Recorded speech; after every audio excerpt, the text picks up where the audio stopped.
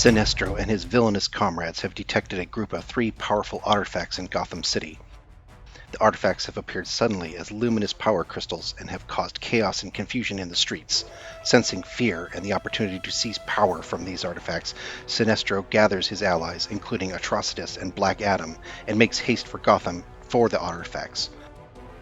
Martian Manhunter, along with Shazam, are patrolling Metropolis and receive notice from the Justice League HQ that Sinestro and his men are on the move. Martian Manhunter gathers the heroes closest to Gotham and makes his way to intercept Sinestro. What are these power artifacts, and why does Sinestro want them? Only one thing is for sure. If Sinestro and Black Adam want them, they can't be for good. In this battle report, we pit 2 60 power level forces against each other, Martian Manhunter and 60 points of the Justice League, and Sinestro and 60 points of villains, to see who will control the artifacts at the end of the game.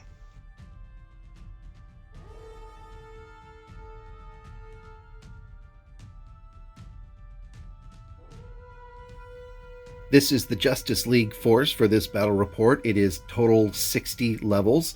It is led by Martian Manhunter, who weighs in at 15 levels. He's backed up by Shazam, Billy Batson. He is also 15 levels. And he's flanked by Hal Jordan, which is Green Lantern, at 12 levels. He's also got the Flash by Ezra Miller, character from the movies, and he is at 10 levels. And we've got Cyborg, who's Victor Stone, and he is at 8 levels. So rounded off at 60 points exactly, and they're going to try to do their best against the evil villains.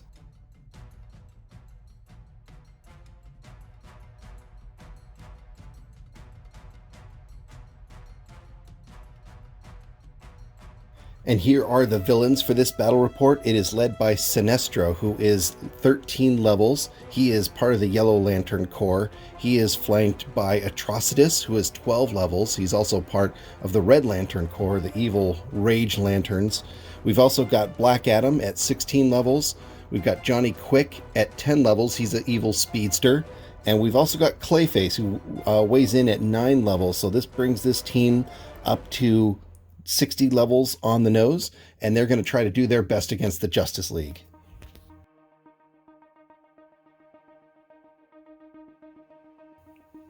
For our mission today, we're going to be playing Scenario 1 out of the new DC Universe Miniatures game book called The Artefacts. Basically, this game is played on a 36 by 36 board. It has 3 artifacts, one 8 inches and 8 inches from that corner, one 8 inches and 8 inches from that corner of the board, and one directly in the center of the board. These artifacts have been unearthed, and several rival powers will stop at nothing to gain control of them, hence the Justice League and the evil villains fighting over them. Essentially, the artifacts cannot be moved. The players are both trying to control all the artifacts, and you get victory points for the most models controlled at the end of the round. Though most models around each artifact controls it at the end of the round, and the victory points are cumulative. You also get 1 victory point for each model incapacitated. So basically, it's a battle to control these 3 objectives. Whoever controls the objectives for the longest each round gains more victory points. So we're going to deploy. The deployments are the 6 inches in the corner, over there, and over here, away from the artifacts. And each player has got to move to get to those artifacts and control them as quickly as they can. So I'm going to deploy, and we'll come right back. All right, we have deployed. So the Justice League is over here on top of this building. It's the 6-inch each edge corner triangle on the corner there. So they're all up on the building. Good thing that they can either wall crawl, or fly. We've got the villains over here in this corner. They're going to, again, remember, we're going after these 3 objectives. 1, 2, and 3. Now, Clayface is an infiltrator, so as long as I can fit his base there and it's not touching an enemy base, he can start there. So that's the board state before we pull our first dice, and we're going to get ready to start turn 1. Okay, so for our dice bag today, the Justice League will be the red dice, the villains will be the gray dice. Shazam actually is a mastermind, so that allows him to add 1 dice to their dice pool, and it also removes 1 dice from the villains. So those are the dice that are going to the bag for turn selection, for priority of turn selection. And so we're going to put those in the bag, and we'll move on to first turn, see who goes first.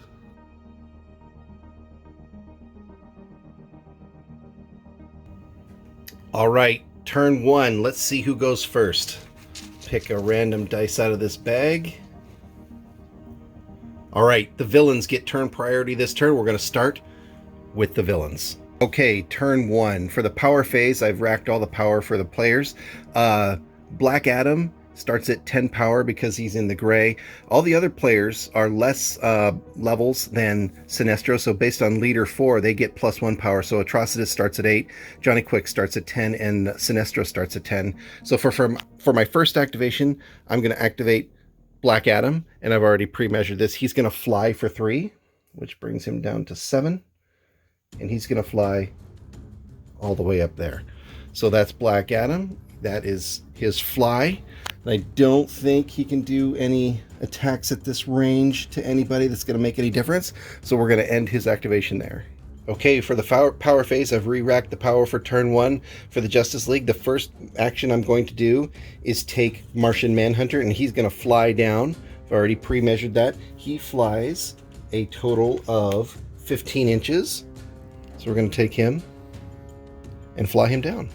Martian Manhunter flew down his 15 inches from the top of that building. He's flew down. That put him all the way here. He's pretty close to that objective, so we'll see if he gets any victory points from that. But now back over to the villains. Over to the villains, I'm just going to activate Clayface, and he's going to stay right there. No one can really touch him at this point, so I think he's just going to collect a victory point for the villains here. So we're going to move over to the Justice League. All right, next up for the Justice League, I'm going to activate Shazam. He's going to fly 16. It's going to cost him 3 power. That's going to land him right about there. We'll take his power dice with him, so he's down to 6 power. Okay, Shazam's Zeus Bolt is actually 9 inches away, so he is actually going to try to fire that. It's going to cost him 2 power to fire his once per turn Zeus Bolt. I am going to spend 1 power to boost that, so that's going to bring him down to 3 power. So he is attack 7. Clayface's energy defense is 15. He's going to spend 1 to boost his defense, so that's going to take him to 7. So I'm going to spend down Clayface's defense, or Clayface's power, to 7.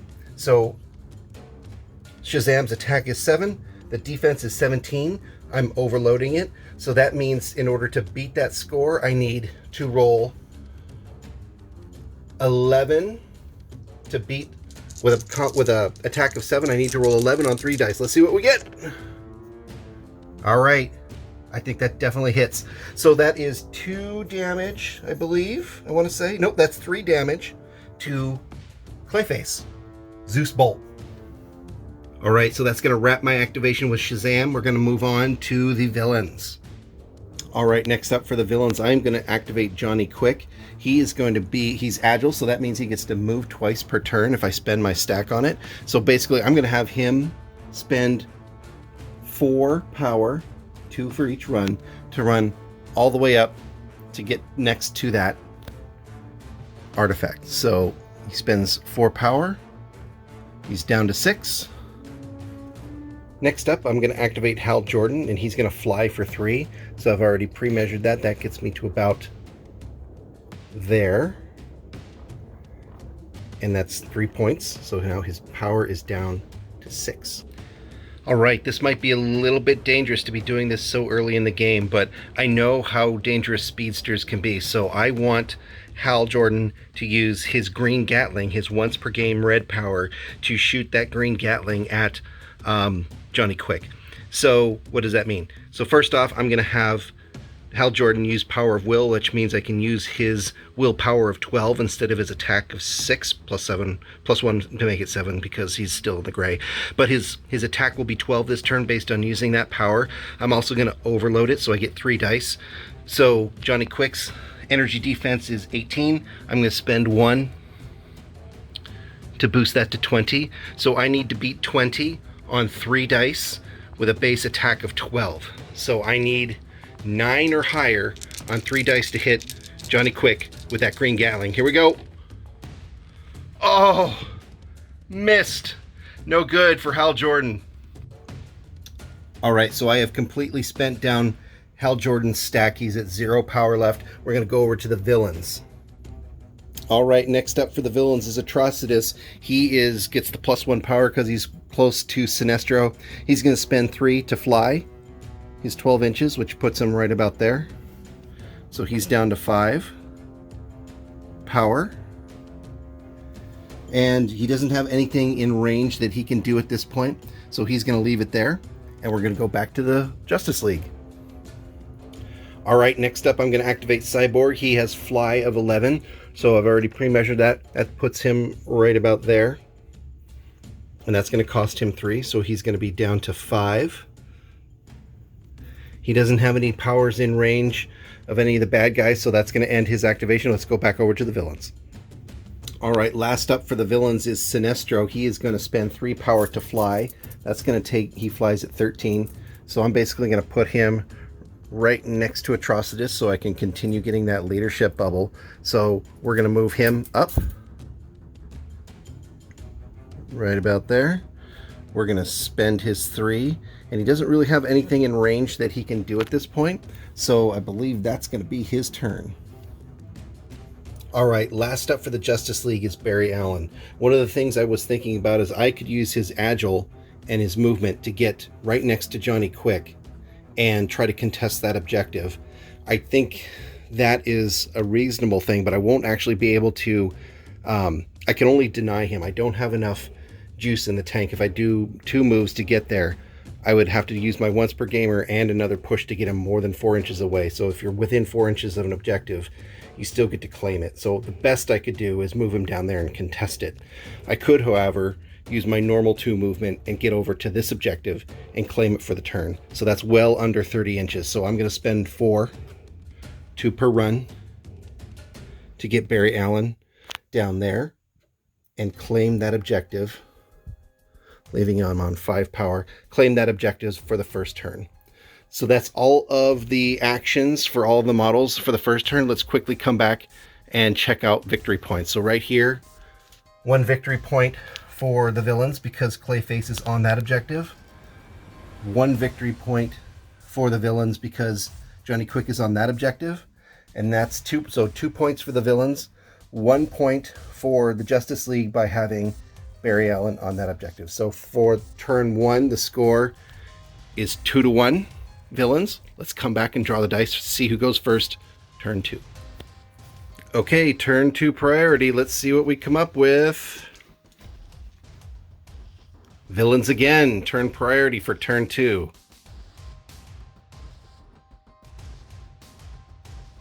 All right, I have re-racked all of the power levels on all the players at this point at the top of turn 2. Clayface does have regeneration 2, so he took 2 points of damage last turn. So he is now up to 1 point of damage in the gray. No one else took damage, so no other regeneration there. Everyone's power is re-racked. So we're going to talk about our first activation for the villains. Okay, villains, top of turn 2. I'm going to start with Clayface. He's going to stand right there and continue to hold that objective if he can. He did not like that lightning from Shazam, so he is going to spend his once per round Clay Spike attack against Shazam. We know it's within 10 inches, so that is a cost 3, physical attack, range 10, and snare 2. So Clayface is attack 7. Shazam physical defense is 15. I'm going to spend 1 to boost that, so he's down to 8 now. So I need, it is a physical defense of 17 with attack of 7. That means I need 11 to beat him. So I think I'm going to overload that and spend an additional dice. So that means I'm spending 4 power. That's going to give him 4 power left. So I need to hit him with 11 on 3 dice. Let's see if I can do it. Oh no, just barely missed. I don't know if you can see that. The glare on the light. That's a 6, a 1, and a 3. So Clayface did not connect on that attack. Alright, turn 2, first activation for the Justice League. I think I'm going to activate Barry Allen and see if I can strip some power off of Black Adam. He's pretty terrifying. I'm just going to see if I can pull some power off of him. So first off, he can, it's just under 10 inches, so he can spend 1 to walk right over to him. That's going to burn 1 power. Next up, I'm going to use Kinetic Charge, which costs me 0, and it's any number of times per turn, and I'll use a Kinetic Burst. So a Kinetic Burst is cost 2. It is damage type of energy. It's damage 2, range 2, and stun 1. Because I use Kinetic Charge, I get +1 stun on that. So it's damage 2, stun 1. Now, Black Adam is resistant to energy 1. So it's an energy attack. His energy is 15. I'm going to spend 1 to increase my defense to 17. So that puts him at a 9. So he's defense 17. Barry Allen is attack 7. So that means I need an 11 on 2 dice if I don't overload it. So I'm going to try to overload that. So that's going to cost me 3 with the overload. That's going to bring him down to 5. So I need to get 11 on 3 dice to hit Black Adam. I nailed it. So definitely does 1 point of damage to Black Adam. Normally it would have done 2, but since Black Adam has a resistance of 1 to energy, he only takes 1, and he is stun 2, which means he loses 2 power. All right. Okay, I've got 5 power left. I'm going to use my blue power, Kinetic Lightning, with Kinetic Charge, so that increases the stun by 1. It costs me 2. I'm going to overload that so that I try to hit him on an 11 again. So that's going to cost me 3. So that's going to bring me back down to 2 power. I need 11 or higher to hit him with Kinetic Lightning. Oh, barely got it. So hit him with Kinetic Lightning. That's another stun 3. So it brings him down to 4 power, which is huge. It is 3 damage, but it's reduced down by 1, so it's only 2 damage because of his resistance to energy. So that is a lot of work done on Black Adam. That's fantastic. So he's got 2 left. I'm going to walk him back to the objective over here. Actually, do I want to do that, or I want to try to get him a little bit farther? Actually, if I run him, I can put him right here behind the fire engine. He's still within 4. It spends him all the way down to 0. He's got no power left. But he's still claiming that objective, and it might be a little bit harder for the bad guys to get him. So I think that's a pretty darn good turn for the Flash. All right, so that was the Flash. We're going to go over to the villains. All right, that was a heck of a lot of stun placed on Black Adam by the speedster Barry Allen. So it's over to the villain's turn, and I realize that Atrocitus has a great opportunity ahead of him. He's looking down the barrel of the middle of the board, and he sees Martian Manhunter, who has a weakness to fire. So I'm going to actually activate Atrocitus. He's going to fly for 3, which takes him down to, and again, he's next to Sinestro, so he gets +1 power. So he's at, after he flies, he'll be at 5 power, and he'll fly his 12 inches, which puts him right about there. And he is going to breathe flame on Martian Manhunter. All right, Atrocitus has moved up. He spent his 3 power. He's going to breathe flame on both Martian Manhunter and Hal Jordan. So they're going to both have to take agility rolls to see whether or not they take full damage or half damage. So Martian Manhunter's agility is 8. So I need to roll 8 or lower on 2d6 to avoid full damage. Oh, Martian Manhunter takes full damage. It is 2 damage base. Since he has a weakness to fire, that means Martian Manhunter takes 4 damage. Ouch.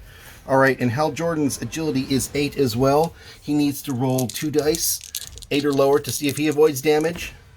Nope. Hal Jordan takes 2 flame damage. So damage was taken, Martian Manhunter 4 points, and Hal Jordan 2 points.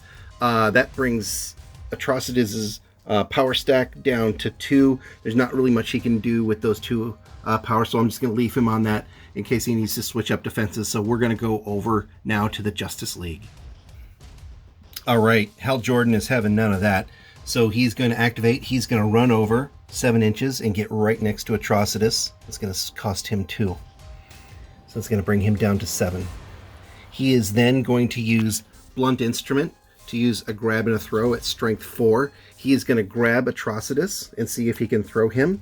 So I need to do a physical attack in order to do that. So Hal Jordan's attack is 7. Atrocitus's physical defense is 15. He's going to spend 1 to increase that to 17. So Atrocitus is now at 1. Hal Jordan is going to attempt to throw him 8 inches. So I need, Atrocitus's defense is 17. I have power of will that I can use once per turn. I can use my willpower as the attack base, so that's 12. If I overload that, I will need 3, I'll be able to roll 3 dice, which he will do, which will cost him 4, because a physical attack is 3. So 4, it's going to cost him 4 power to do that, so I'm going to take him down to 3. Let's get that dice on there. 3 power. And so with a defense of 17 and an attack of 12, that means there's a difference of 5, so I need 6 on 3 dice. Nailed it. And it's a crit. So I get to throw him 8 inches. It normally does 3 damage. It's strength -1, so 3, but +1 because of the crit, so 4. So I throw him 8 inches and 4 damage. All right, Hal Jordan threw Atrocitus over there. He knocked him down. Actually takes 3 damage because he has resistance 1 to physical attacks. So he's knocked down, takes 1 damage, and Hal Jordan is now close to the objective. If he doesn't get knocked off by the end of the turn, he'll help the Justice League score that. So I don't think there's much more I want to do with Hal because I want to keep him on some power to do defense. It's still early in the turn, so we're going to go over to the villains. Next up for the villains, I'm going to activate Sinestro. He is going to run over to here. I've pre-measured this. So that's going to cost him 2. I can draw a line of sight between the volumes of Sinestro and the Flash. So he is going to try to do a offensive construct and try to do an attack on the Flash. All right. Sinestro is going to use yellow energy projection, which costs him nothing. I'm going to change the nature of the attack to mental attack. So Barry Allen's mental attack is 15.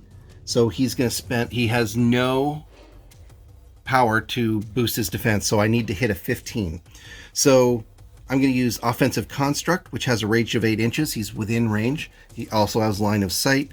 I am going to overload that to see if I can do some extra damage.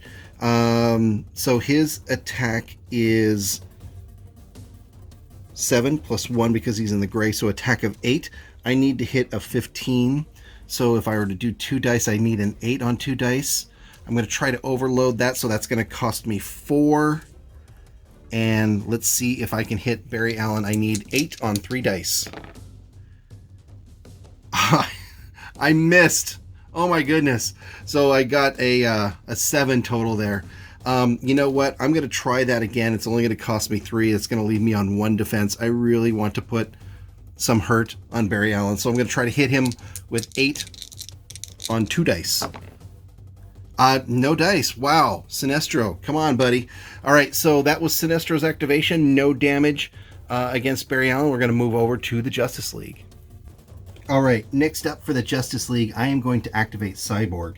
So the first thing he's going to do, he's going to go after Clayface with his once a game plasma cannon power.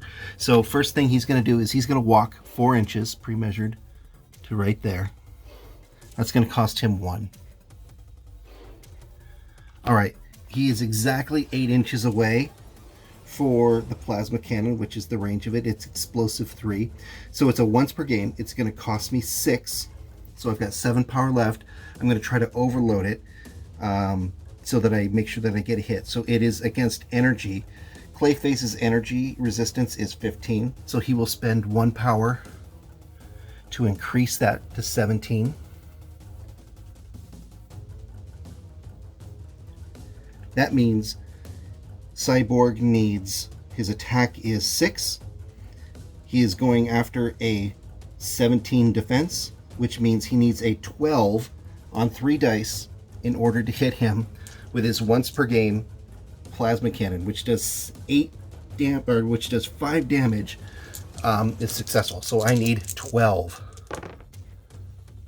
8. Got it.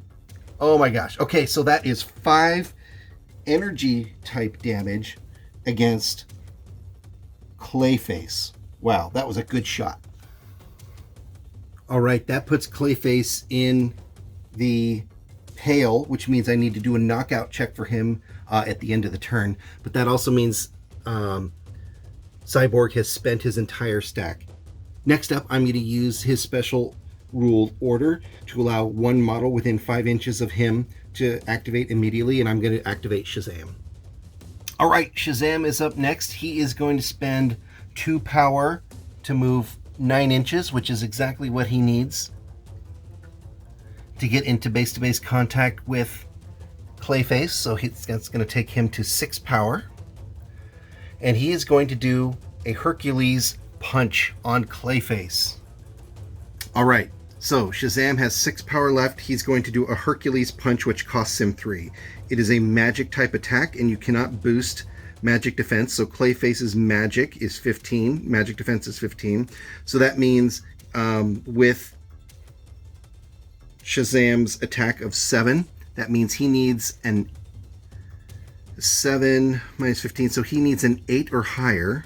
No, he needs a 9 or higher to get 16. He needs a 9 or higher. I am going to boost that, or I'm going to overload that. So that's going to cost me 4. I need a 9 or higher on 3 dice in order to connect that Hercules punch with Clayface. Here we go. Definitely a hit. Unfortunately, no critical there, but that is 3 damage. And when you overload it, it's 4 damage. So that is 4 damage against Clayface. And it does a push 2. So that takes Shazam down to 2 power. It does a push 2. I'm going to push him that direction. Not that that helps too much. But he is actually now in the blue. So that means that Clayface needs to take an immediate knockout check. So a stamina, I need to roll 2 dice. I need to roll 8 or less. Oh, Clayface is knocked out. So I'm going to put him down. He is knocked out, and he will attempt to wake up again next turn. So that is a really good result, because what that means is if an opponent is knocked out, he does not get to claim that objective. So Shazam is within 4. So unless anybody knocks him off that objective, the Justice League claims it. Okay, so now we just had Cyborg and Shazam both act simultaneously or sequentially. We're going to go over to the villains and activate their next model. All right, next up for the villains, I am going to go to Johnny Quick. So he is going to spend 1 power to walk up to Hal Jordan. So that's going to take him to 8. He is going to attempt Atomica, which is a special rule. Once per round, if a model moves within 2 inches of another model, enemy model, it must make a stamina roll. So Hal Jordan's stamina is 7. So I need to roll 7 or less on 2d6 or get distract 2. He succeeds barely, so no distraction for Hal Jordan. So that was a freebie for Johnny Quick. Next up, I'm going to spend I'm going to use a charge attack, which is a physical. It is damage 2, range 4, push 3. So it is a physical attack. Hal Jordan is going to spend 1 to boost his physical defense to 17. So that puts him at a 2 power left. So it's a 17. Johnny Quick's attack is 7. So that means I'm going to overload that. So it's going to cost me 3 power. So it's going to take him down to 5. So that is 3 dice. It is defense 17. I have attack 7. So that means I need 11 on 3 dice or higher. And I get it. And so I colored in my dice pips. They were white before. I could tell on the camera that they weren't easy to see. So I colored them in black so that you could see them better. So that is definitely a hit. No crit. So that does 2 damage to Hal Jordan, and it pushes him 3. So that's going to push him back here. And it does 2 damage. So that was good for Johnny Quick, because now Hal Jordan is not close enough to that objective So I don't know that the Justice League is actually going to be able to score that. But Johnny Quick still has some gas in the tank. Let's see what else we want to do here.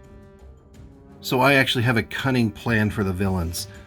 If Johnny Quick stays here, he will contest this objective. But at this point, that objective is completely within the Justice League's control, and this objective is completely within the Justice League's control.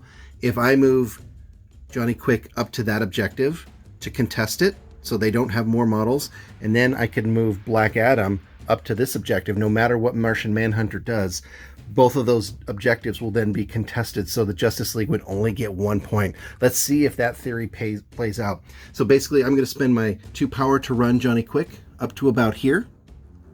That's well within range. So he is there. He is now contesting that objective, or that artifact up there. So now I move over to the Justice League. I think the only guy I've got left is Martian Manhunter. So I'm going to move him up to that objective, and let's see what happens. Actually, I was wrong. Sinestro is within 4 inches of that objective too. So if I move Black Adam up to the center objective, that means all objectives are contested and no points. So that really means I need to think about what I'm going to do with Martian Manhunter. I get a free pass each turn. I'm going to have Martian Manhunter pass and make Black Adam force his hand. So the Justice League did a really good job of pulling power off of Black Adam. So if he flies, so I'm going to activate Black Adam, he's going to fly for 13. That's going to put him right on that objective. And so that's going to leave him with 1 power to defend himself. He doesn't have any real attacks that he can do with that. So Black Adam is going to stay right there. Last up on the Justice League side is Martian Manhunter. Let's see what he does. All right, Martian Manhunter is actually within 4 inches of that objective. So he is actually going to stay put. And the first thing he's going to do is he's going to do a psionic blast against Black Adam. So that is a cost 3 blue power. It is against mental defense. It does 2 damage, range 10, and does stun 2. Stun doesn't really do us a whole heck of a lot of good here, but still it's going to do some damage against Black Adam against the mental defense. So Black Adam's mental defense is 17. That's not great, but that's the best thing that he can do at that range. So we're going to do that. That's going to cost him 3. I'm going to overload that for 4, so I get 3 dice. Black Adam is going to spend his 1 energy left to boost his sonic defense, or psychic defense, or mental defense, I should say. So he's at mental defense 19. So Martian Manhunter's attack is 6. He needs to hit a 19 on 3 dice.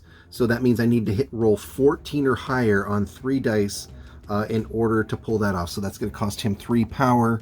So that's going to take him down to 5. Where's the 5? There's the 5. All right. Let's see if I can hit 14 or higher on 3 dice. Oh, connect! Yeah. Okay, yeah, that's a hit. So that does 2 damage and does stun 2. Again, the stun doesn't really matter here. But that does 2 damage to Black Adam. Okay, feeling good off of that last psionic blast. Martian Manhunter is going to spend 1 power. He's got 5 power left. He's going to spend 1 power to move 5 to get into base to base with Black Adam. So that's going to put him at 4 power. So Martian Manhunter is strength 6. He's going to attempt to pick up and throw Black Adam. So it's going to cost me 3 to do a throw. I'm going to overload that. Black Adam has no more power to boost defense. So he is at defense 15. So my attack is 6, defense of 15. That means I need a 10 on 3 dice in order to grab and throw Black Adam. Let's see if I can get 10 on 3 dice. No problem. And a crit as well. So that means Martian Manhunter's strength is 12, or 6, excuse me. That means I get to throw him 12 inches, and I do strength minus 1 damage, which is 5, plus 1 for the crit is 6. He's resistance 2, so that's 4 damage and 12-inch throw for Martian Manhunter against Black Adam. Okay, so Martian Manhunter picks up and throws Black Adam an entire 12 inches, and he is knocked down. And he's at 0 power, end of the turn. Not that it makes a tremendous amount of difference, but that does 5 points of damage to Black Adam. That actually puts him in the pale. So we'll do a knockout check for him basically right now, because that's the end of the turn. And so that is the state of the board, folks. We're going to have to do some knockout checks here. So there's a knockout check there for Clayface. There's a knockout check for Black Adam here. So basically I need to do a stamina roll on Black Adam to make sure, see if he is knocked out. So his stamina is 10, so I need 10 or lower on 2 dice. Oh, he is barely just fine. So he's still in the game. And a stamina check for Clayface. He is stamina 9. I need 9 or lower on 2d6 or 2d8. Oh. Okay, so that means that Clayface is still KO. Black Adam is not KO'd. He passed his stamina roll. So he is knocked down, but he's not KO'd. And again, he was resistance 2 to physical. So that means that he only took 3 damage, not 5. But he is still in the pale based on all that damage. Now, he does regenerate 1. So next turn, he's not going to be in the pale unless he takes more damage. Okay, so that is the board state at the end of turn 2. Let's see what we got. We've got Flash and Sinestro both within 4 inches of that. So that's contested. No points there. We've only got Martian Manhunter on that objective. So that's 1 point to the Justice League. We've both got Johnny Quick and Shazam within 4 inches of that objective. Now remember, Clayface doesn't count because he's knocked out. So that is a wash there as well. So end of turn 2, we've got the Justice League gaining by 1 point. So the points are total 2 to the Justice League and 2 to the villains. We're going to go re-rack power and come back with turn 3 priority. Okay, we've moved to the top of turn 3. This is the board state. So Black Adam regenerated 1 for his regeneration 1. Clayface regenerated 2. He's still knocked out. Remember, Atrocitus and Black Adam are just knocked down, so they'll spend 1 power to stand back up. So we're going to go into the dice bag and see what turn priority we have for this turn is. So it's been pretty beneficial to the villains at this point. Is it going to be Justice League? It is. Justice League goes first this turn. All right, first up for the Justice League, I'm going to activate Cyborg. He is going to walk up to here. He's going to walk within 5 inches of Shazam. He only walked 4 inches to get up into the back of that pickup. And he is going to use his White Sound Disruptor flame template and try to shoot Clayface. Since Clayface is knocked down and knocked out, he does not benefit from the ability of using agility rolls. So that spray template is absolutely going to hit him. So no agility roll, he's going to take the full damage there. So that is 3 energy damage. It's irresistible and stun 1. So that's going to pull 1 power off of Clayface, and it's going to do 3 damage. That brings Clayface down to 7 power. He also brings him back down into the blue after the regeneration. He's still knocked out, so I don't need to roll another knockout. But Clayface is looking pretty rough. He's only got 4 pips left of health, or endurance, I should say. All of that action brings Cyborg down to 3 power. He's going to use his Order special rule, and he is going to allow Shazam to activate immediately. All right, Shazam is going to activate. He is going to spend 1 power to walk up to base-to-base contact with Clayface, and he is going to do a Hercules Punch. Okay, the Hercules Punch is cost 3, magic attack, damage 3, range fisticuffs. So I'm going to overload that because I'm going to go fish for a crit. Clayface only has 4 damage boxes left, so I might be able to do some damage. So Shazam is now down to power 8. He's going to spend 4 to do an overloaded Hercules Punch. So since Clayface is knocked down and knocked out, that's -4 to all defenses.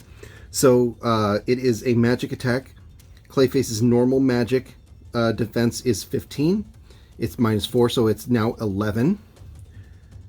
Shazam's attack is 7. He needs to get 11 or higher.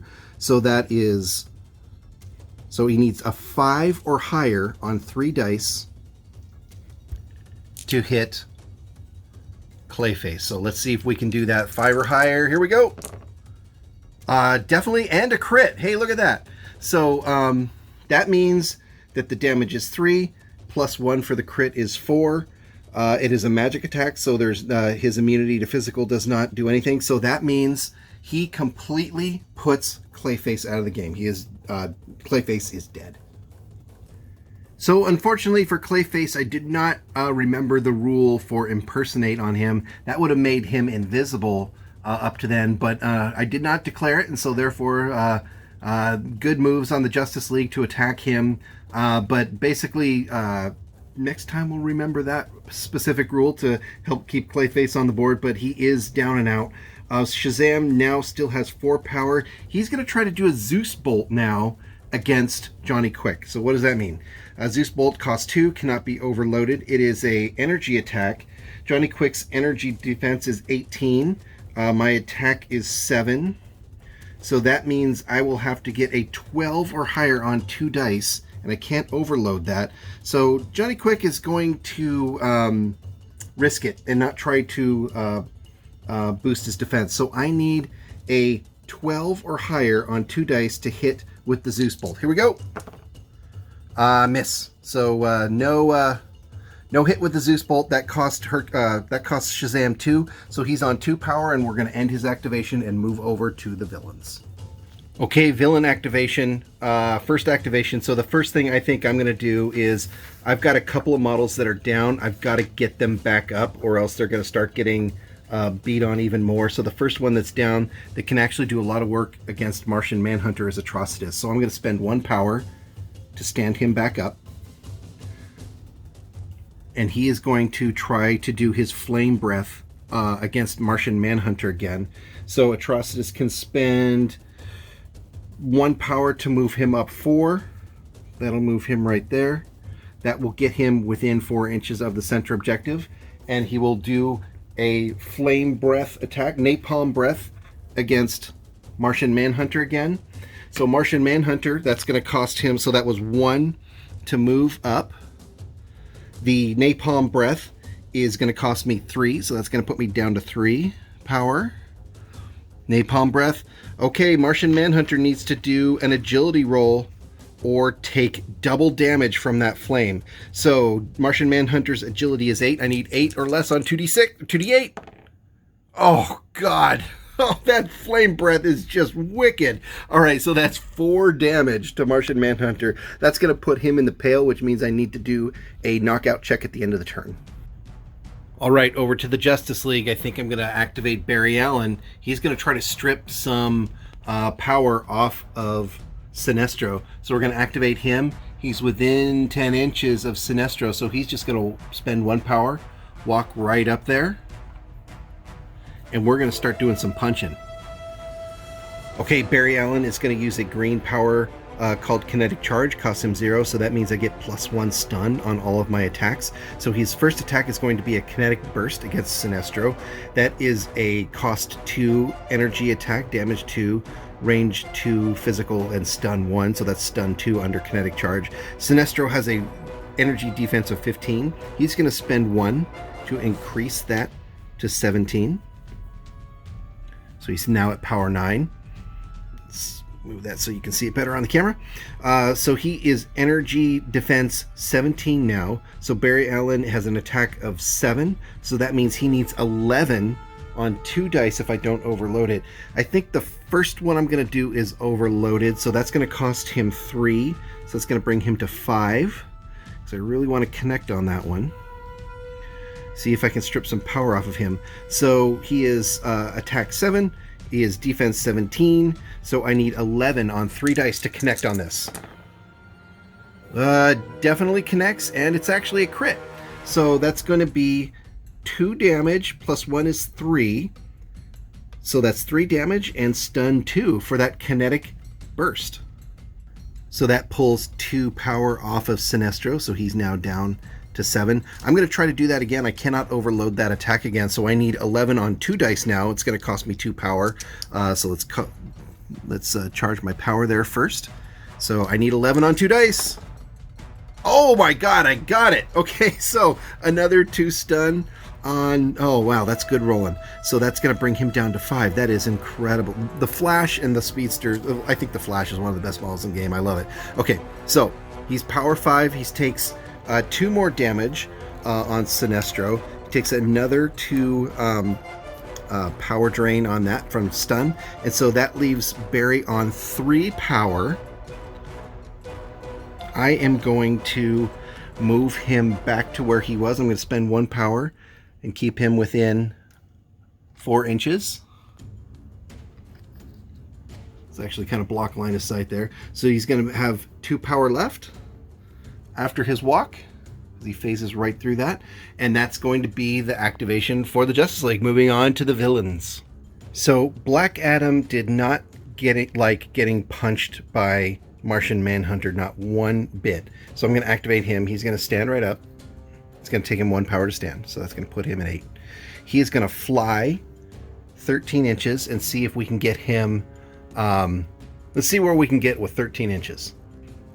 All right, a fly of 3 power of 13 inches gets him exactly into base-to-base contact with Martian Manhunter, so that's going to cost him 3 power, bringing him to 5. Next up, he is going to spend 3 power, and I think he's going to overload that. He's going to spend 3 power to do a Strength of Amon attack. That is a physical attack. It's magic, so you can't boost magic defense. So, but I really want to put some more hurt on Martian Manhunter. So it's going to cost me 3. Do I want to overload that? Well, first up, I'm going to do a reality manipulation. That's a once per game or once per turn power that Black Adam has. That allows, if the target fails a willpower roll, it cannot use the overload rule until after the end of the round.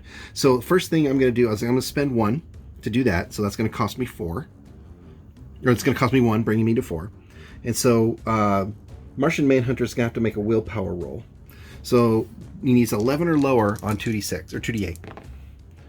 He's fine. Okay, so that wasn't the best use of that 1 power, but what can you do? So then I'm going to have Black Adam use Strength of Amon. He's going to do a magic attack. I'm not going to overload it, so it is a magic defense. You cannot boost your magic defense, so that is a 15. Black Adam has an attack of 6, so that means I need 10. Ugh, do I want to overload that? That's going to put him on no defense. I'm just going to try to punch him. Strength of Amon, not overloaded. I need 10 on 2d8. Oh, I didn't get it. Oh, I should have overloaded it. All right, so he's down to 1 power. Did not connect with that punch. So now it is over to the Justice League. All right, next up for the heroes, I am going to activate Green Lantern. He is going to walk up and just get close to the objective. He's going to spend 1 power, move 4. It's going to cost him 1, so it's going to bring him down to 8 power. And he is going to use Power of Will. Lets him do that once per turn. It's a blue. That means his attack is based on his willpower, which is 12.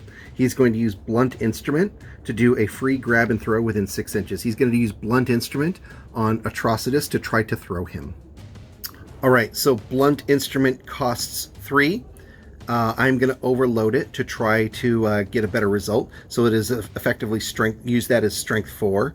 It is a physical attack. Atrocitus physical defense is 15. I'm going to use 1 power to boost that up to 17.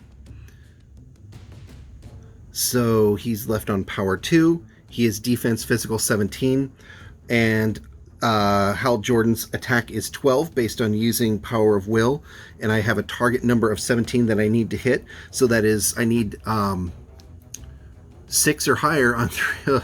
Ooh, I don't feel good about this for Atrocitus. I need 6 or higher on 3 dice, and that's let me spend that right now. That's going to cost 4 power for Green Lantern, so that leaves him on 4. I need 6 or higher on 3 dice.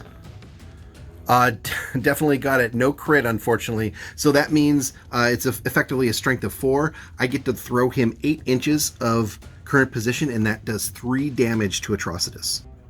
So Green Lantern just threw Atrocitus 8 inches. That's actually only 2 damage because Atrocitus has resistance of 1 to a physical attack. So Atrocitus is thrown 8 inches, knocked down 2 points of damage, and that leaves Hal Jordan on 4 power left.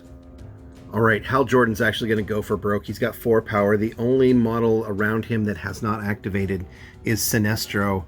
Sinestro's got his hands full with the Flash over here. So I think Hal Jordan, Green Lantern, is going to try to do an offensive construct against Black Adam. Now, I've already used my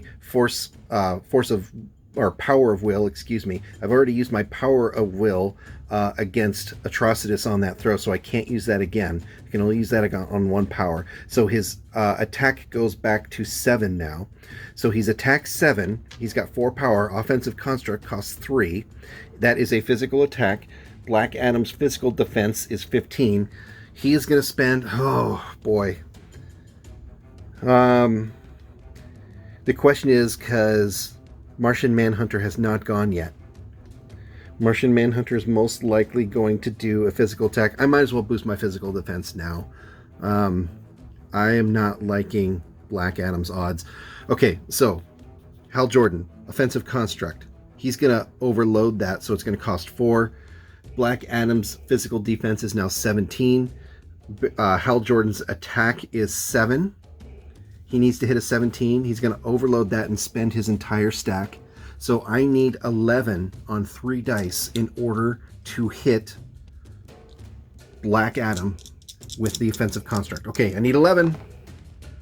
I got it with a crit. Okay, so that means it is 3 damage.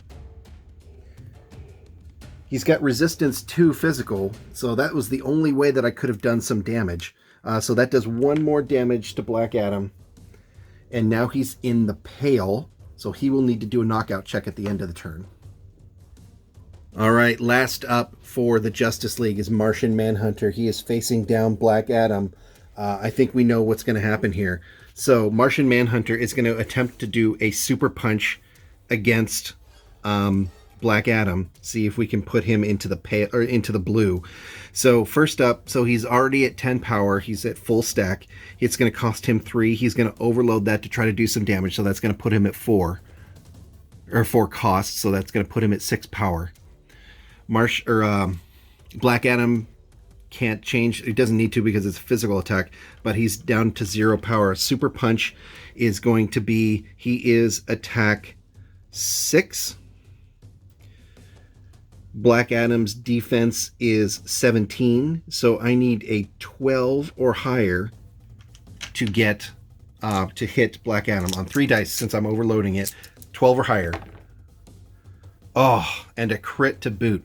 So it's normally 2 damage. Overloading it, which I did, does another 2 damage, so that's 4 physical damage plus 1 for the crit is 5 physical damage.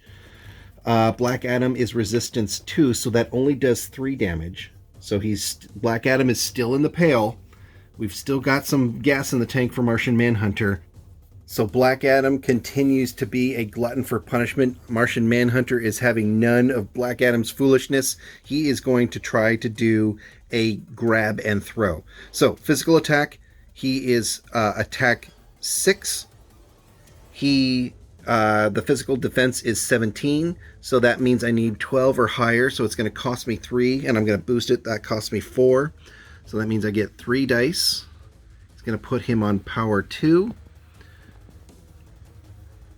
All right, so I need attack 6, defense 17. That means I need 12 or higher on 3 dice to do a grab and throw. Let's see. I don't know if that's enough. 7, 8, 9, 10, 11. Did not get it.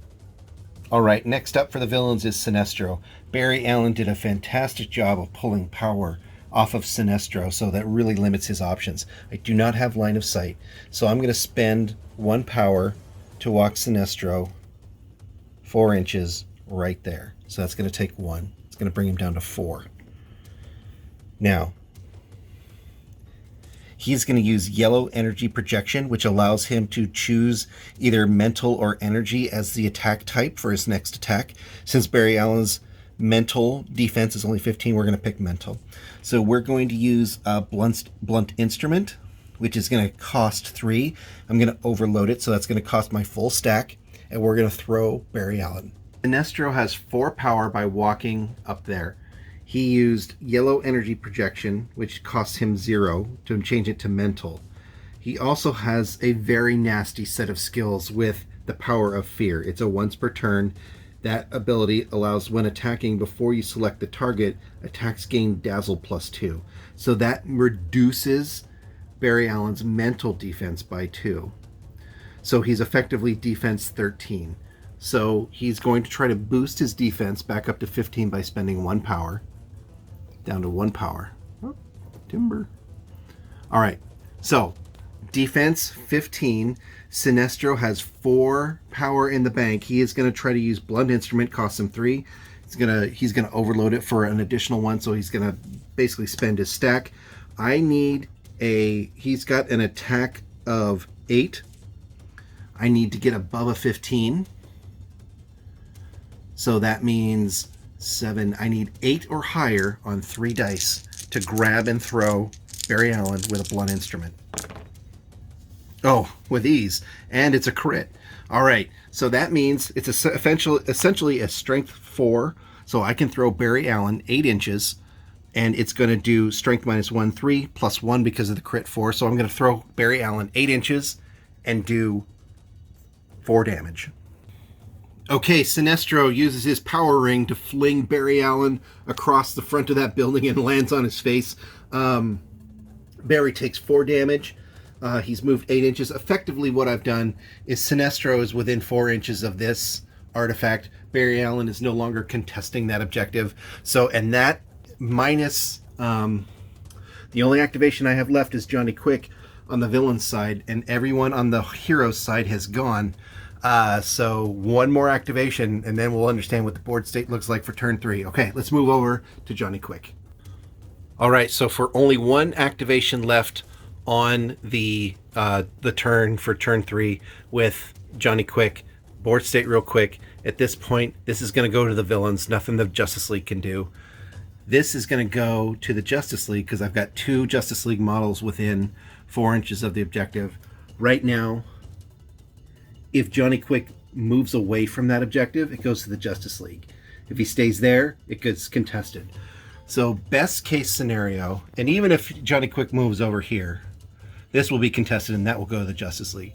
So in either case, the Justice League will get this 1 objective and the villains will get 1 objective. So from a victory points perspective, it's a draw. However, Clayface did go out, so the Justice League is going to get 1 victory point for Clayface going down. So I think the best option for Johnny Quick is to see if he can do a little bit of damage to Shazam and then stay near that objective and see if we can just try to keep even on the victory point. So we're going to have Johnny Quick activate. Okay, first up, Johnny Quick is going to spend 1 power and walk up to Shazam and get in base to base. The idea here is that Johnny Quick has a power called Charge, which does push 3. So if I hit that, it's only once. I can only do it once per turn, but if I do it once, I might be able to push him far enough away from the objective so Shazam doesn't score. So that's a physical attack. His attack is 7. Shazam's physical defense is 15. He's got a little bit of power there, so I'm going to spend 1 power to increase his defense to 17. So we're going to do that. Leave him on 1 power. That means Johnny Quick's attack is 7. I need to hit a 17, so I'm going to overload that. That's going to cost me 3. That means attack 7, need to hit a 17. That means I need 11 on 3 dice with Johnny Quick. Let's see what happens. Oh, so close. I did not push him. Oh, that's not good. Okay, next up, I have a combo strike. I can just try to do some physical damage to Shazam with a little bit of a combo strike. So that's going to cost me, if I overload that, that's going to cost me 3. I will do that. So I need to hit 11 again on 3 dice. Let's see if I can do it. I got it. All right. So that does 2 damage and distract 1, but that doesn't really make any difference at this point because I don't think I have enough gas in the tank to do another one of those. But that does 2 damage. Shazam has a resistance of 1, so it only does 1 damage, but hey, 1 damage is better than nothing. And that leaves me with 2 power left on Johnny Quick. So he is just going to walk back a little bit, stay within 4 of the objective, and we're going to call that his turn. Okay, bottom of turn 3, the board state is this objective goes to the villains. So that's 1 point for the villains. This objective goes to the Justice League. So that's 1 point for the Justice League. That objective is contested. There's an equal number of models next to it, so no points there. But also there is a point for the Justice League because they took out Clayface. So it's +2 victory points for the Justice League, +1 victory point for the villains. So that means we're at 4-3 Justice League. All right, we've got some knockout rolls to do. So I've re-racked power. We do have some characters in the pale. So Black Adam, stamina roll, 10 or lower. He's fine. Atrocitus is down. He is in the pale. His stamina is 12. He's fine. Martian Manhunter is also in the pale. His stamina is 9. Whoa, barely. He is barely with us, folks. Okay, so we also get to do a little bit of regeneration. Atrocitus does not have regeneration. Black Adam regenerates 1. Barry Allen regenerates 1. And I think that's it. Let's just double check. Let's make sure. Yep, that's it. Okay, so we've done our regeneration. We are ready to choose priority for turn 4. Okay, going into turn 4, priority. Let's see. There's more Justice League counters in here than villain counters. Let's see who we get. Justice League again. All right, Justice League gets priority, turn 4. All right, first up for the Justice League, I'm going to have Barry Allen stand up. It's going to take him 1 power to do that. That thing that I did last turn was very effective against Sinestro, so we're going to try that again. So we're going to spend 1 power to have him walk over. So that's going to bring him to 7. And we are going to attempt to do a kinetic punch.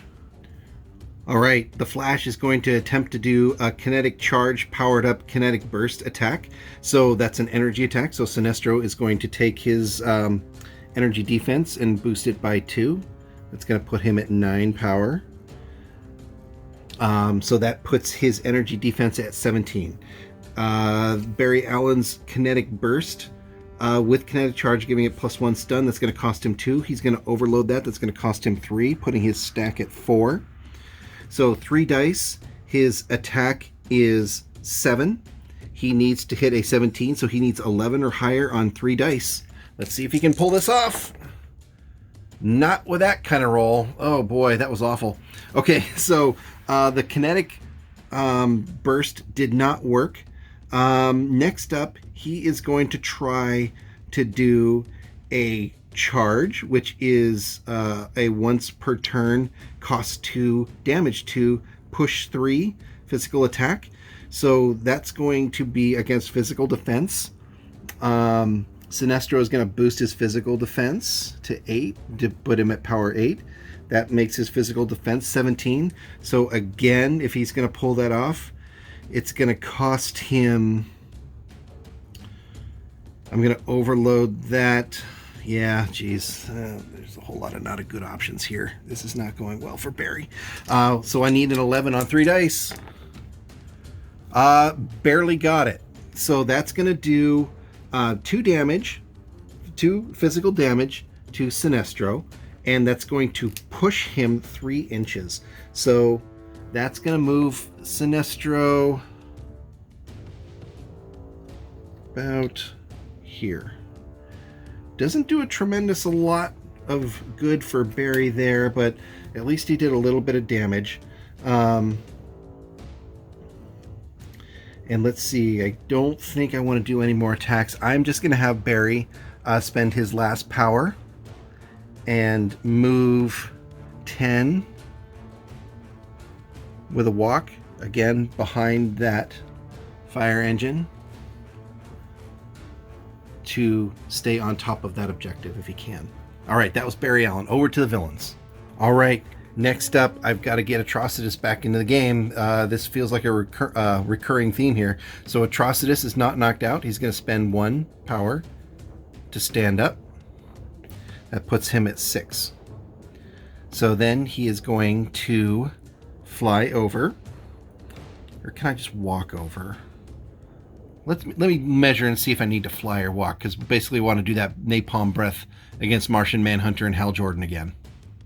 All right, Atrocitus can walk up to there. That spends 3 power to get there. Then he can do napalm breath, hitting both Hal Jordan and Martian Manhunter. So they need to do agility rolls to avoid damage, or at least take half damage from that blaze. So that's going to cost 3 napalm breath from Atrocitus, so that brings his power stack down to 1. All right, so Martian Manhunter needs to do an agility roll. He has not been successful so far. Agility 8, need 8 or lower on 2d8. Oh, does not. Oh no, does not do it. All right, so Martian Manhunter takes 4 more damage. 1, 2, 3, 4. That puts him in the blue. That's exactly what I wanted from a villain perspective, because now he has to take a stamina roll. 9 or lower or knocked out. Oh my goodness. Martian Manhunter, you are the bomb. You are very lucky. You took 4 damage. You are in the blue, so he will have to take another check at the end of the turn. But now, Hal Jordan, Green Lantern, he has to take 1 too. Agility of 8. 8 or lower. No, he fails. So he takes 4 damage, or 2 damage, excuse me. And that's it for him. He is still in the gray. So Hal Jordan takes 2 damage. Martian Manhunter takes 4. That is brutal. Atrocitus continues to flame those guys up. That was his activation. We're going to move over to the Justice League. Also, given that Martian Manhunter is now in the blue, on a stat card, when you're in the blue, he's -1 power, -1 speed, -1 agility. So I took account of that on the dice for his power there. So he is at 8 power. Next up, I'm going to activate Cyborg. He is going to run for 2 power, run 7, which puts him right there. That's going to put his power stack at 6. He's going to use his white sound.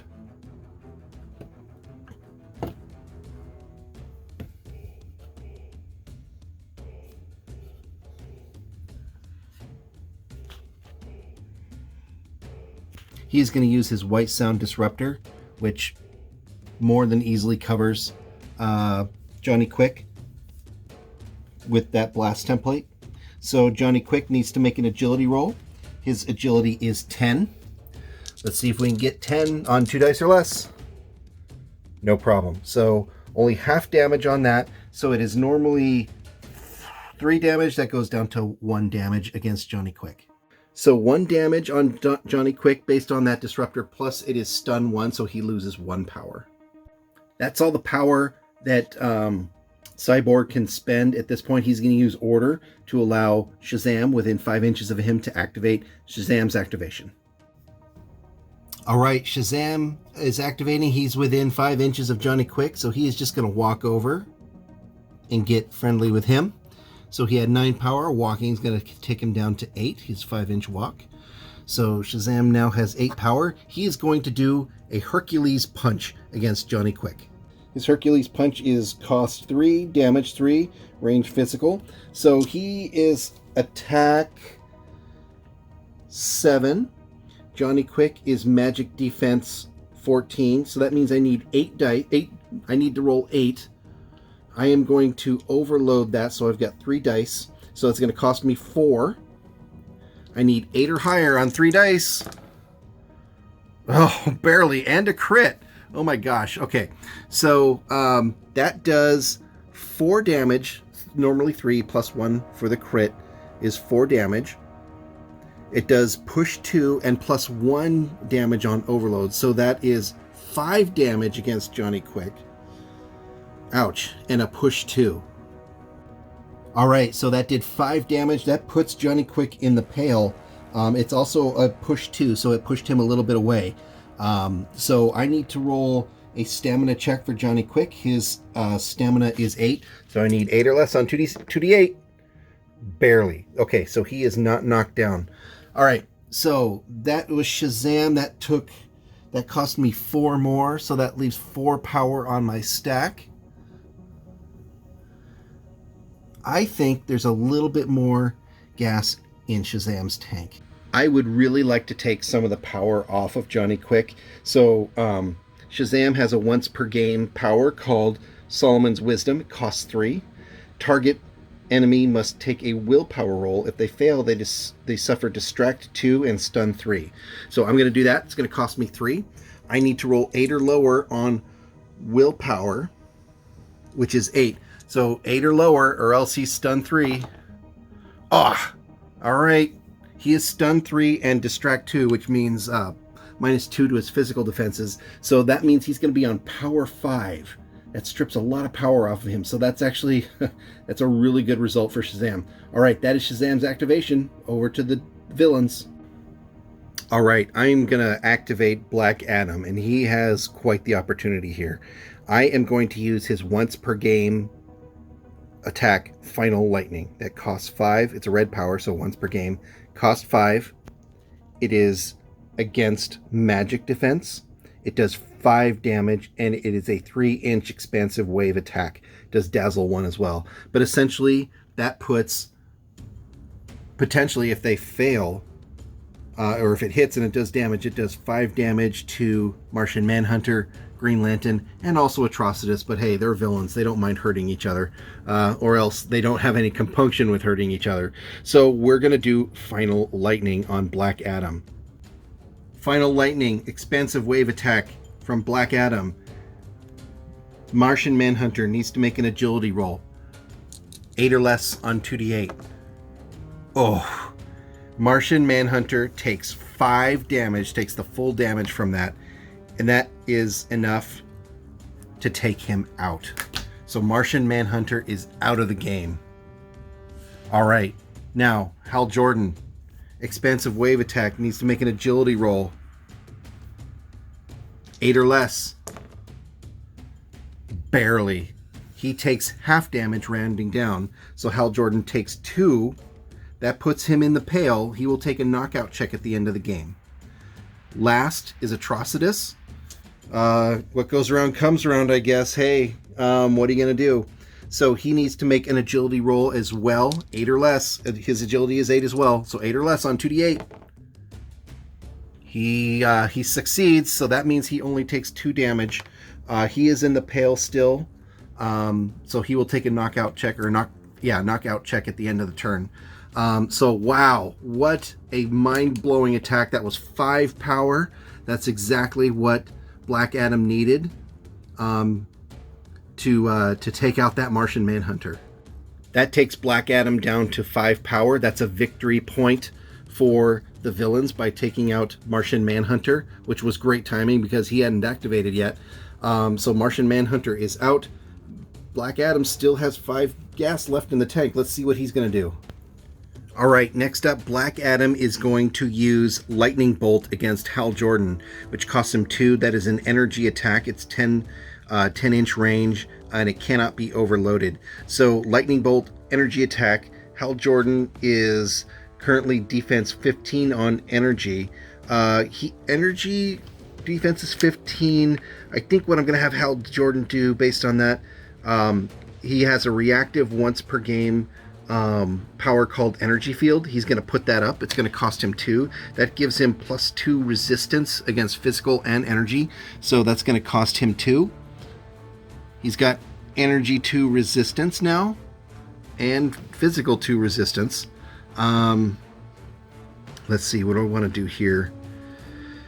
I will also... Do I want to boost defense? No, because it can't be overloaded. So if he does hit, it won't do any damage. So that kind of nullifies that. So Black Adam still needs to roll to hit. Let's see if he can do that. So it is attack 6, defense 15. So I need a 10 on 2 dice for Black Adam to hit. Fails to hit anyway, so no damage. All right, so that is Black Adam's turn. He spent 2 there, so he's now at 3 power. That's gonna be it for him. And actually, that was 3 damage. So if it would have hit, it only would have done 1 damage, but can't overload it. So that is Black Adam. We're gonna move over to the Justice League. All right, I'm gonna activate Hal Jordan. He is going to attempt to do a once per turn green blast attack that's a range 8. He's 6 inches away from Atrocitus. That is an energy attack, range 8. So Atrocitus energy defense is 14. He's going to spend the last of his stack to make that a 16. I am going to boost that attack, so that will cost me 4 total. So that's going to put my stack at 3. Then, actually his attack is 5 because he's now in the pale. And the defense of 14, which means I need a 10 on 3 dice. All right, 10 on 3 dice to connect. Got it. All right, and a crit too. All right, so that is a 3 damage. So 4 damage based on the crit. So that puts Atrocitus immediately in the blue. I need to make a stamina check on Atrocitus or be knocked out. All right, and his stamina is 12, so 12 or less on 2d8. No! Oh my god. Okay, so Atrocitus is knocked out. So I'm going to knock him out right there. I'm going to do a blunt instrument, which costs me 3 once per turn with Power of Will, which gives me the attack of 12. So basically just roll to see if I get a crit. And I don't. So that means I get to throw him up to 8 inches because that is a strength 4 attack. So I will throw him 8 inches and that will do 3 damage because it's a strength 4. I'll come back with that result. All right, that's the result of that blunt instrument throw. Atrocitus is both knocked out and knocked down. He is there on 0 power. Not looking good for him. Hal Jordan's got nothing left in the tank. The only person left to go on turn 4 is Sinestro. He's going to try to see what he can do over here with Barry Allen with nothing left. It's anybody's game at this point, folks. We did lose Martian Manhunter, so that's 1 victory point. Oh, no, I'm sorry. We haven't done Johnny Quick yet either. So we got to do Johnny Quick, and we've got to do Sinestro. So we'll come back with the next villain activation. All right, next up, I'm going to activate Johnny Quick. Shazam did a really good move with his with that Herculean power of reducing the amount of power he had, the stun. So Johnny Quick is left on 3 power, which is really awful. However, I measured the distance. It's only 10 inches to get over to Hal Jordan, who's got 0 power left on his stack.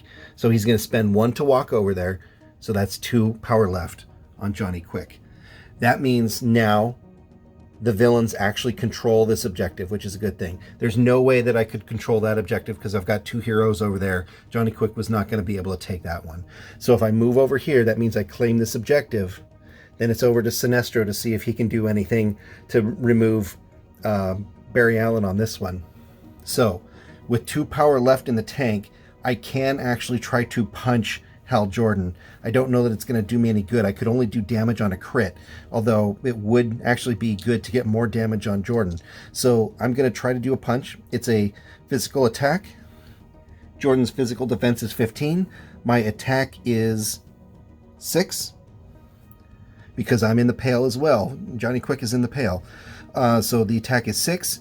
The defense is 15, so that means I need a 10 on 2 dice. So basically the only way that I can actually do damage here, because remember, Hal Jordan's got his once per game energy field up with resistance of 2. So I need at least, I need a crit here to do any damage. Nope. That would have connected and would have done damage, but given that there's resistance, it does nothing. So I've spent his stack, but he is now claiming that objective for the villains, which was what I wanted. All right, over to Sinestro. He's got to get Barry Allen off of that objective. Okay, Sinestro is going to run 8 inches and get right next to Barry Allen. He's still within 4 of the objective. He's now going to so that spends 2, so he's at 6. He's going to spend 0 on the yellow energy projection, which makes it a mental attack. Barry's got no power left to boost his defenses, so that his defense is 15.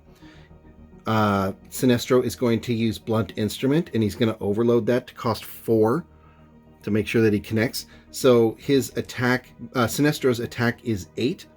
So defense of 15 means I need 8 or higher on 3d6 in order to grab and throw with blunt instrument Barry Allen. Definitely hits. No crit, but definitely hits. So that means it is a strength 4 attack, which means I get to throw Barry Allen 8 inches and does 3 points of damage based on strength 4. Okay, Barry is thrown over there. He is also knocked down. That puts him in the pale. It's potentially knockout time for him. And that is everybody on turn 4. So we need to do some knockout checks across the board. So first off, let's do Barry Allen. He is stamina 8. So he needs an 8 or lower on 2d8. Oh, he is knocked out. Barry is KO. Not good. Okay, Sinestro is not in the pale. Atrocitus is in the blue. He needs to, he is already actually knocked out, so he's fine. Black Adam is in the pale. He needs to make a stamina roll. So his stamina is 10. 10 or lower on 2d8. Oh, he is knocked out.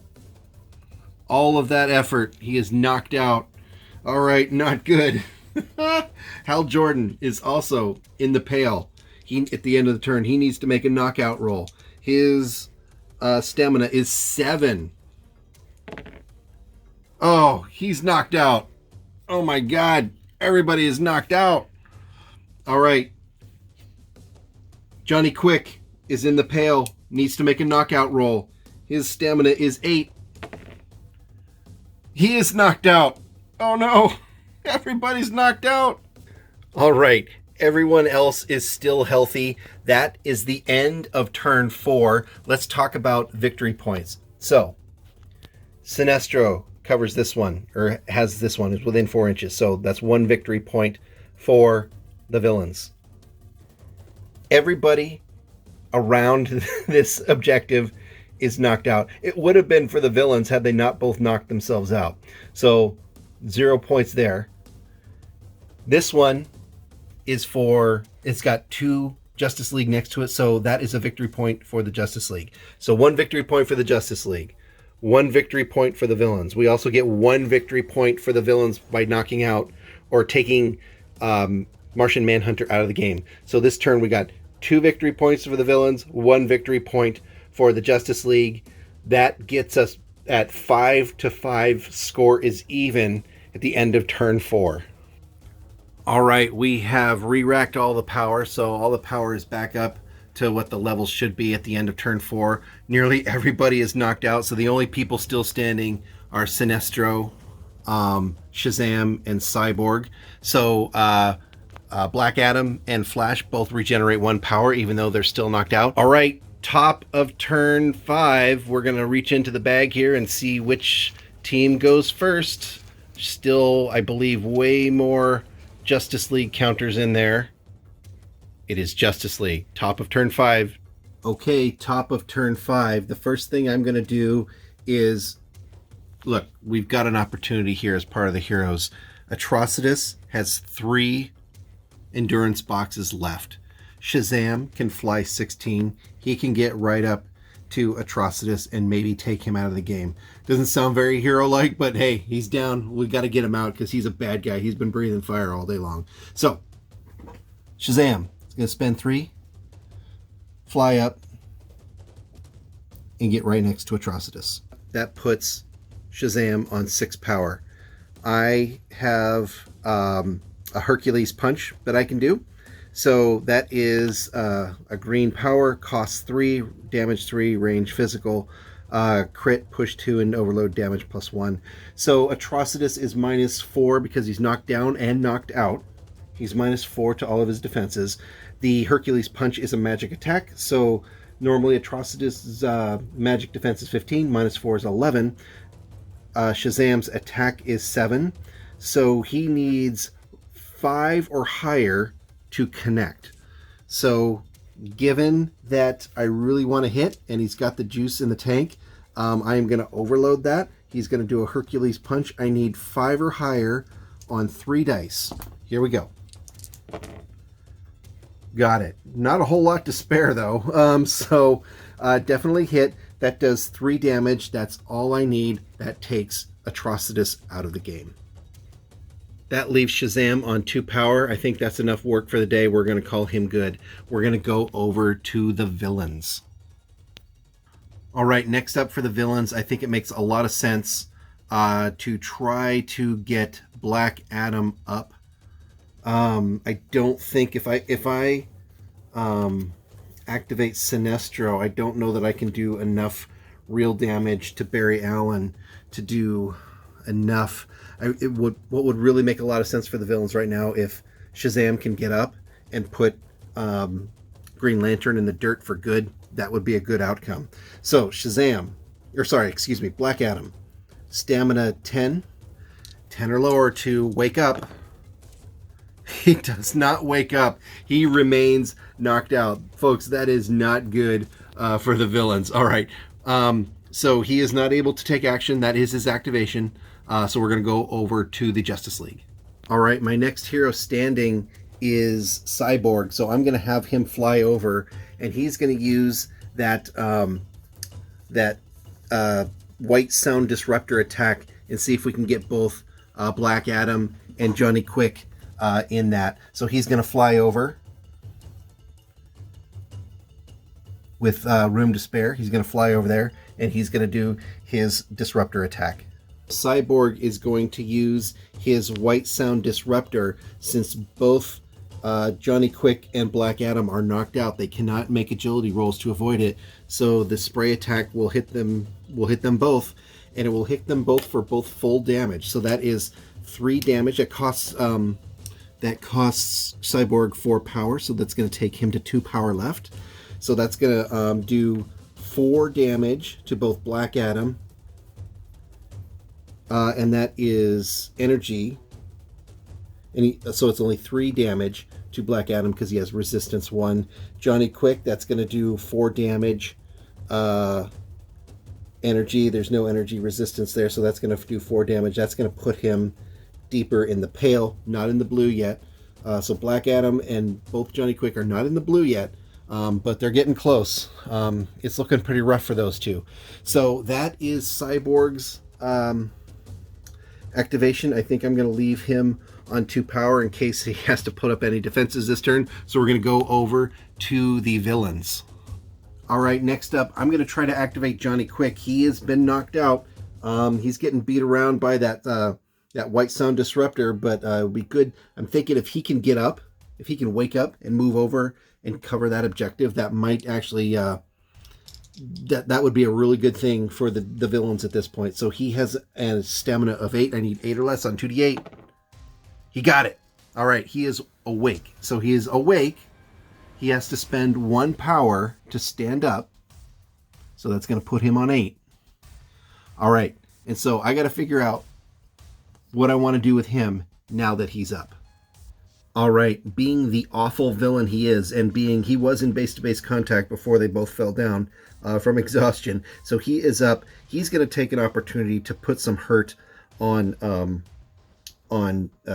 Hal Jordan, Green Lantern. So he's going to spend 2 points to do a combo strike. It's a physical attack. So again, Hal Jordan is knocked out, so he's -4 on his defenses. His physical defense is 11.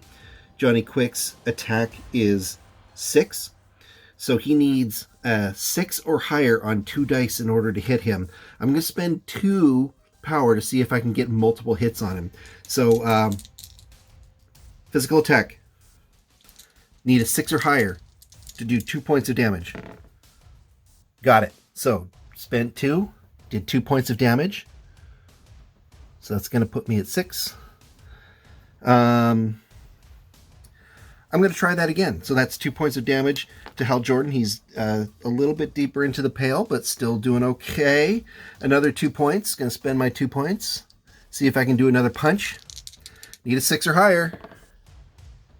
And I got it in a crit. So that's actually 3 points of damage to Hal Jordan. Ouch. Okay, Hal Jordan is officially in the blue now, but he's already knocked out, so he can't be more knocked out. I'm going to try one more punch, and then I need to run over to that objective. So I need 6 or higher. Got it with a crit.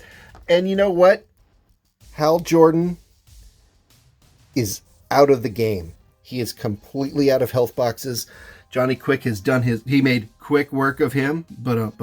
So that was 2, I think. That's enough. And that leaves him enough to run over here and claim that objective. So, rough for the Justice League. Hal Jordan is gone. All right, next up, Barry Allen needs to wake up. It's time. So Shazam has gone. Green Lantern is gone. And Cyborg has gone. The only guy left on the Justice League is Barry Allen. I need 8 or less. Nope, he is still knocked out. So he's going to stand there and do nothing. We're going to move over to the villains. All right, next up is Sinestro. So I could have him mess with Barry Allen and do some damage there. But honestly, since Barry is still knocked out, he's not going to be able to score that objective at all. However, Cyborg is scoring that objective. Now, I could kill 2 birds with 1 stone. I could just have Sinestro come over here and take that objective. That's 1 objective to the villains and then 1 objective to Justice League. But if I could throw Cyborg off of that objective and have Sinestro take that objective, Justice League wouldn't score it. So here's what I'm going to do. I'm going to have Sinestro pay 3 and fly. I've pre-measured this. He can fly 13 and get right next to that objective. So that brings him down to 7. Now, he's going to attempt to do a blunt instrument, pick up Cyborg, and throw him away. Cyborg right now is exactly 4 inches away from that objective. All right, Sinestro is going to attempt a blunt instrument throw of Cyborg. He's going to use yellow energy projection, which costs 0, and it changes the attack to mental. The mental defense on Cyborg is 16. He's going to spend 1 to increase that to 18. So 18 is the target defense number. Sinestro, attack 8. Blunt instrument costs 3. He's going to spend 1 to overload it. So that's going to cost him 4. So it's going to take his stack down to 3. All right, so 3 dice. I need to get past an 18. He has attack 8, which means I need 11 on 3 dice. This is important for Sinestro. If I can get this, that's a big game changer. 11 on 3 dice. Oh, definitely got it. So I'm not even going to add it up. That's way past 11. So now that means it is a strength 4 throw, which means I get to throw him 8 inches in any direction I want. And it's going to cause 3 damage. Cyborg is knocked down. He's only got 1 power left, but he's already activated.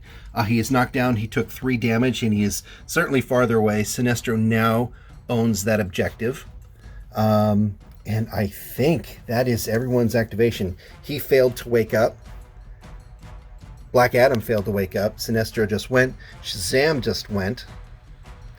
Johnny Quick takes that objective, and Cyborg is over there and down. All right, so let's talk about what we did. We lost 2 models, 1 for the Justice League and 1 for the villains. So we lost Hal Jordan, so that's 1 victory point to the villains. We lost Atrocitus, so that is 1 victory point for the Justice League. So 1-1. 1 point to the villains here for that objective. Nobody holds this objective. Johnny Quick holds that objective, so another 2 points for the villains. So now we are at 2 points for the objectives and 1 point for the taking out Hal Jordan. So we're now at 8 points to the villains to 7 points for the Justice League. And we're moving into turn 6. So the Justice League is behind 1 point. They're going to really have to make it up this turn. All right, I have re-racked power counters. Everyone is back at the power that they should be at the beginning of the game. Barry Allen regenerated 1 endurance. Black Adam regenerated 1 endurance. So we are exactly where we should be with regards to health and power levels. So now we are moving into turn 6. We need to pull dice for priority for turn 6. There's still more Justice League's counters in here. Let's see who goes first. There is some villain counters in here, though. Who is it? Villains. Top of turn 6. Last turn. Let's see where we're at. Score is 8 to the villains, 7 to the heroes. So for the first activation for the villains, I am actually going to pass. I am going to make the Justice League do the first move. All right, for the first activation, I really want to get Barry Allen, the Flash, back into the game. He needs to do a stamina check, 8 or lower, to come back to the land of the living, to wake up. 8 or lower. He got it. All right, he is back in the game. All right, Barry Allen wakes up. He spends 1 to stand up, so his power is now at 8. I think the smart thing for me to do with Barry is to pull power through stun actions off of Sinestro. Okay, Barry Allen is going to spend 1 power to walk up behind him. He's got a move of 10, so it's only going to take him 1 power to move up behind Sinestro. So now he's on 7. He is going to do a kinetic charge, so he can add +1 to the stun values, and he'll do a kinetic burst punch. So that means he has attack of 7. Sinestro has a energy defense of 15. He's going to spend 1 to boost it, so he's at 9. So now Sinestro is at 17 defense. Barry Allen is at attack 7, so that means I need 11. I'm going to spend 1 power to boost that, to overload that, excuse me. So that's going to cost me 3. So that's going to put me at 4. I need 11 or higher on 3d8. Got it. Okay, no critical, which is a little bit of a bummer, but I'll take the hit. So that does 2 damage and 2 stun to Sinestro. All right, that puts Sinestro in the pale. I need to do a knockout check at the end of the turn. So the name of the game here is to pull power off of Sinestro. Now I'm going to do a physical attack with charge, which does a push 3. It's a charge, which is cost 2. It's a once per turn. It's a physical. So if I get hit, I need to keep Sinestro in the game, so I guess I will boost my defense. I don't like it, but it's the right thing to do. So that's going to switch his defense to physical. So now the charge is, it's going to cost me 2, 3 if I overload, which I'm going to do. So that's going to leave me on 1 power. So I need, again, the physical defense boosted now is 17. I need 11 or higher on 3d8. Got it. Barely got it. Okay, so that does 2 damage and a push 3. So Sinestro's in the pale. He's not close to the blue yet, but that pulled 4 power off of Sinestro. That's actually a pretty good result. So Flash is going to stay there, and that's his activation. I'm going to leave him with 1 power and stay there next to the objective to hopefully help hold it. All right, I'm going to go over to Black Adam. Let's see if I can wake him up this turn. So I need to do a stamina check. He's got a 10 for stamina. Need 10 or lower on 2d8. I don't believe it. He is still knocked out. Black Adam is knocked out. Oh, God. Okay, that is not good for the villains. I thought they were resurging here. So that is his activation. There's nothing he can do. He is still knocked out. We're going to go over to the Justice League. All right, I'm going to go over to Shazam and see if he can do some work. Now, I could sit there and pound on Black Adam and probably do enough damage to either take him. I could potentially take him out of the game. However, Sinestro is actually holding that objective, and Sinestro has less health on him. So I think what I'm going to do is have Shazam spend 3 and fly 16, and I've already pre-measured this, and get right there on Sinestro. So that's going to take his power down to 6 after spending 3 to fly. And he's going to do a Hercules punch. All right, Shazam doing a Hercules punch. It's going to cost him 3. It's a magic attack, which Sinestro cannot boost his defense. The defense on that is 15. So Shazam's attack is 7. In order to beat his defense, I need 8. I need a 9. I need a overloaded Hercules punch from Shazam on Sinestro. Gonna need a 9 on 3 dice. Here we go. Oh my gosh. Yeah. Well, would have been lovely to have a crit, but hey, you get what you get, right? Only does 3 damage. However, that's enough to get Sinestro in the blue. So, 3 damage on Sinestro. He's now, the pointer is in the blue. Now we got to see if he stays awake. Immediate knockout roll. Stamina of 9. Got to roll 2d8 under 9. He is still awake. All right. So, Shazam on 2 power left. Sinestro in the blue, knocking on death's door. All right. Sinestro activating. He is going to use Blunt's Instrument, which costs him 3. He's going to try to overload that, so it's going to cost him 4. That's going to take him down to 2 power left. He's going to try to throw Shazam out of that, far away, so that he cannot be part of claiming the objective. So, Shazam has got 2 power left. He's going to increase his defense by 2 by spending 1 power, his physical defense by 2. The reason I'm not using yellow energy projection is because Shazam's energy, it's no difference using an energy, and the mental defense is 17, so that actually doesn't help Sinestro at all. So, Blunt Instrument. Going to try to connect 3 dice. So 17 is the target defense. Sinestro's attack is at -1 because he's in the blue. So that is attack 7 minus 1 is 6. So he's attack 6. He's got to hit a 17. So that means he needs a 12 or higher on 3d8. Can he do it? No. Oh boy, that is not good. Even though, you got to hit to do the critical. So Sinestro does not throw Shazam. He's on 2 power left. I could use Sinestro's once per game energy resistance to remove the ability for his enemies to do damage. He can use Energy Field, which gives him +2 physical and energy resistance, because I got to think about Cyborg is coming up next. Or I could use 2 to do spontaneous healing. I don't know that Cyborg can do 3 points of damage. He actually could with the White Sound Disruptor. So I'm actually going to spend my stack.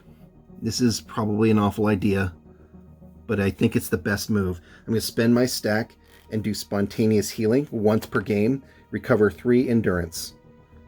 So that means Sinestro cannot get killed, but he is open to attack from Cyborg, which I think is the right move.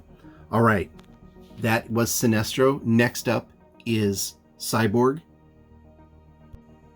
All right, last model for the Justice League. Remember, Cyborg is knocked down. He is not knocked out, so he can spend 1 power and stand himself up. That puts him on 7 power. If Cyborg can fly. Flying 11 gets him right here. That means I've got 3 Justice League members within 4, and then only Sinestro within 4.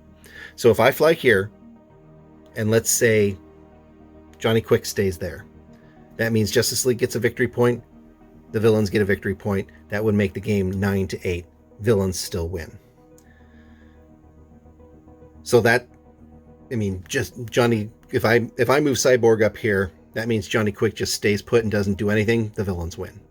However, if I move Cyborg over here, maybe do some damage to Johnny Quick, maybe not, I contest that objective.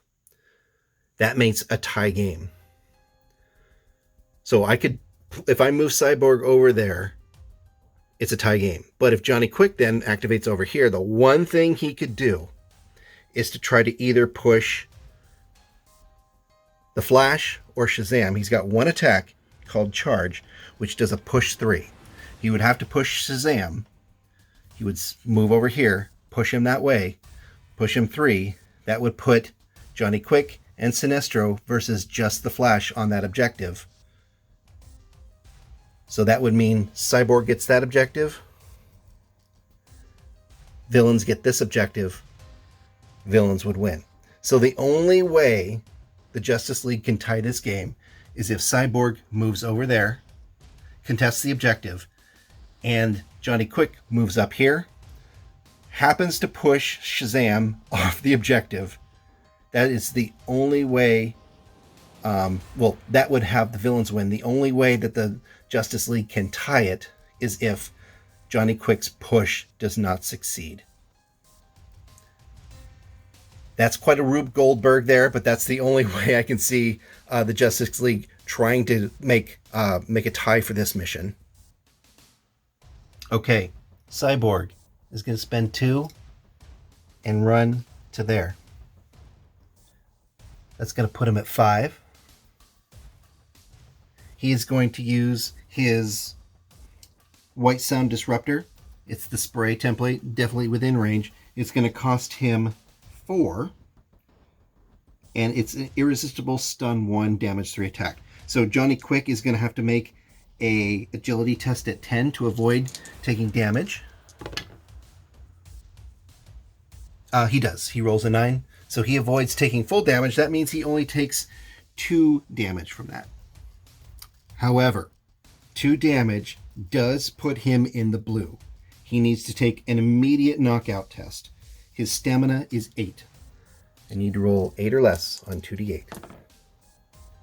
He is knocked out. All right, with Johnny Quick knocked out, he is out.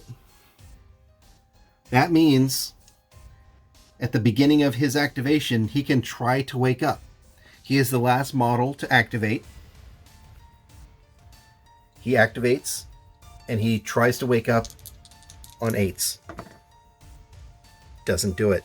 He is knocked out. Folks, that is the game.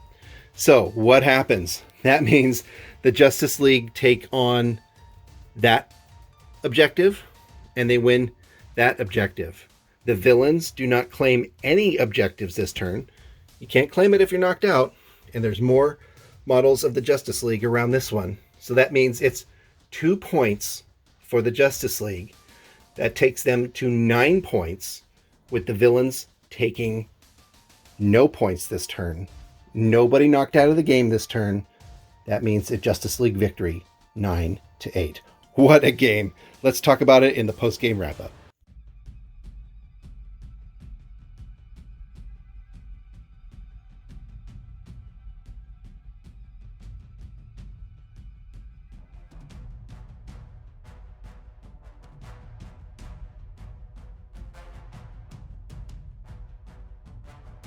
All right, folks, this is the post-game analysis for that game, and what a game. Wow.